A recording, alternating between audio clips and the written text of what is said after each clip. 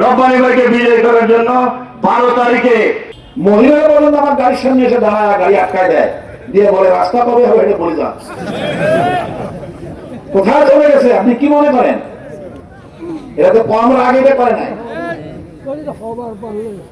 এরপরে দেখেন, আমি যদি নির্বাচিত হই আপনাদের দয়ায়, একবার তো ভোট দিছিলেন, কাম তো হয় না নাকি? ওইটা দিয়ে আপনাদের বুঝায় যে কাম তো করে পায় না। আরে মিয়া কাম তো আমার করতে দেন না।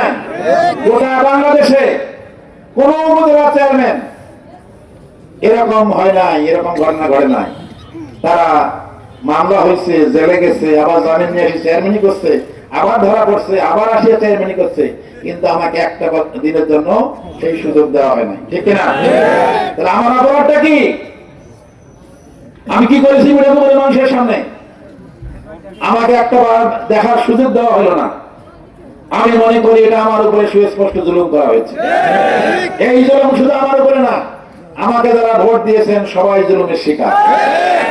হাজার হাজার মানুষ মিঠাপুকুরে এই জুলুমের শিকার হয়েছেন, বছরের পর বছর বাড়ি ছাড়া হয়েছেন, জেল খেটেছেন।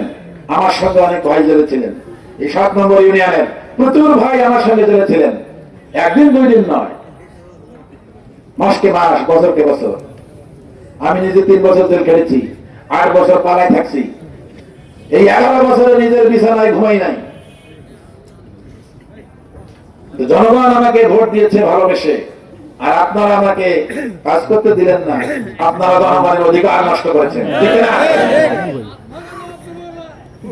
এই জন্য এটা সঠিক সমুচিত জবাব হলো, যে ভোট দিয়ে আমাকে উপজেলা চেয়ারম্যান বানাইছিলেন তার চেয়ে বেশি করে ভোট দিয়ে এমপি বানাইতে পারবেন? যদি পারেন তাহলে সঠিক জবাব হবে। কি বলেন? আমরা সেই দিনের অপেক্ষায় আছি। আর আমি যদি এমপি হতে পারি, আমার প্রথম চ্যালেঞ্জ, প্রথম কাজ হলো মিঠাপুকুরকে দুর্নীতি মুক্ত, চাঁদাবাজ মুক্ত, সন্ত্রাস মুক্ত, মাদক মুক্ত একটা মিঠাপুকুর গড়ে তোলা। এই মিঠাপুকুরের অফিস আদালত সবগুলো থেকে যাবতীয় দুর্নীতি এবং মানুষের হয়রানি বন্ধ করা। 3 নম্বরে হলো রাস্তাঘাট, ব্রিজ, কালভার্ট, স্কুল, কলেজ, মাদ্রাসা, যত অসমাপ্ত কাজ আছে এই 15 বছরের একটা একটা করে শুরু করা। ঠিক না? অগ্রাধিকার ভিত্তিতে প্রতিটি ইউনিয়ন যাতে এইটার অংশীদার হতে পারে।